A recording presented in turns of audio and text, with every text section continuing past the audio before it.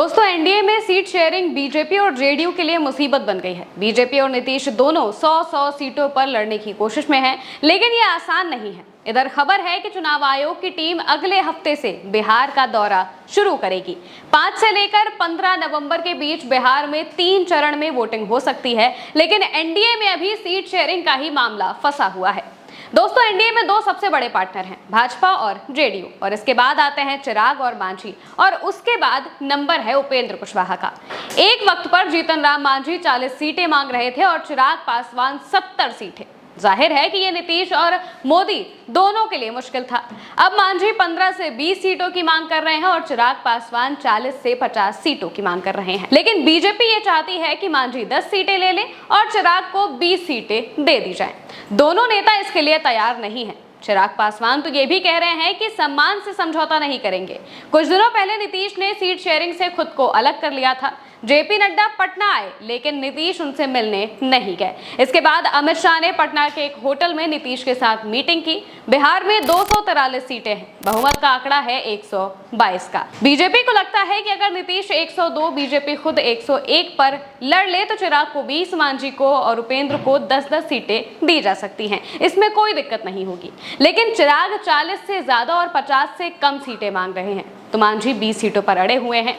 अब ये 25 से 30 सीटें कहां से लाई जाएंगी? क्या बीजेपी और नीतीश दोनों अपने अपने कोटे से सीटें कम करेंगे? ऐसा लगता तो नहीं है। दोस्तों, बिहार में पासवान 5.31% हैं, रविदास 5.25% हैं और मुसहर करीब 3.08% हैं। चिराग और मांझी दोनों खुद को बड़ा दलित नेता दिखाने की कोशिश करते रहते हैं। मांझी की बात पहले कर लेते हैं।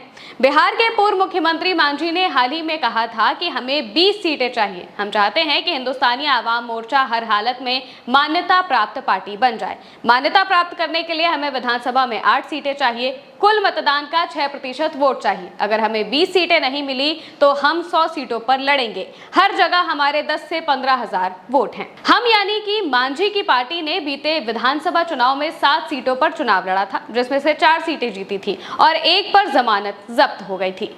चुनाव आयोग की वेबसाइट के मुताबिक पार्टी को 3,75,564 वोट मिले थे, जो कि कुल वोटों का 0.89% है। हम की नजर पूर्णिया में कस्बा, मुजफ्फरपुर में काटी, भोजपुर में बढ़हरा, आरा और मधेपुरा कटिहार पर भी है।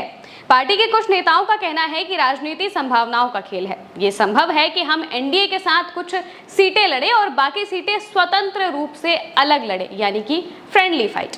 हमारे कार्यकर्ताओं का ये सेंटिमेंट है। चिराग को लेकर मांझी कहते हैं कि वो 2020 में अपना हश्र देख चुके हैं। एनडीए के दूसरे दलित चेहरे यानी कि चिराग पासवान को साधना बीजेपी और जेडीयू के लिए आसान नहीं होगा।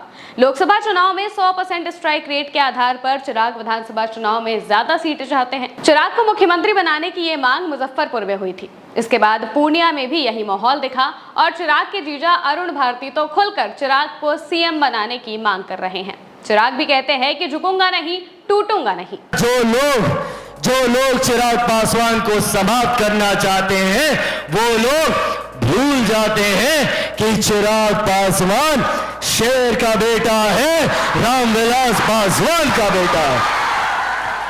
भैया, ना टूटने वाला हूं, ना झुकने वाला हूं, और डरता तो भैया मैं किसी से नहीं हूं। जितनी ताकत आजमानी है आजमा लो। सीना तान के खड़ा हूं सामने। जो लोग मेरे बिहार को पिछड़ा बनाए रखना चाहते हैं, सीना तान के खड़ा हूं उनके सामने। आए टकराए मुझसे और मैं देखता हूं कि कैसे मेरा प्रदेश विकसित नहीं बनता, कैसे मेरा बिहार नंबर 1 नहीं बनता। पिछले विधानसभा चुनावों में चिराग पासवान एनडीए गठबंधन से बाहर थे और उनकी पार्टी ने 135 सीटों पर चुनाव लड़ा था। पार्टी सिर्फ मटिहानी सीट पर जीती थी, जबकि 110 सीटों पर उनके उम्मीदवारों की जमानत जब्त हो गई थी। पार्टी को कुल 23,83,739 वोट मिले थे, जो कि कुल वोट शेयर का 5.66% था। जिन सीटों पर पार्टी ने चुनाव लड़ा, वहां पर पार्टी का वोट शेयर 10.26% रहा। साल 2020 के चुनाव में एलजेपी के अलग लड़ने से जेडीयू को नुकसान हुआ था और पार्टी को सिर्फ 43 सीटें ही मिली थी। उस वक्त एलजेपी से कई उधार लिए हुए उम्मीदवार लड़े थे, जिनमें ज्यादातर बीजेपी से आए हुए थे।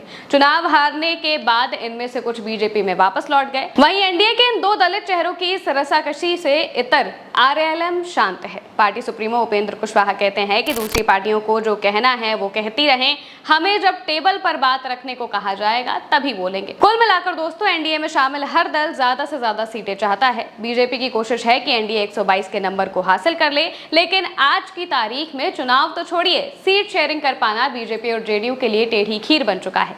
आज के इस वीडियो में फिलहाल के लिए इतना ही। नमस्कार।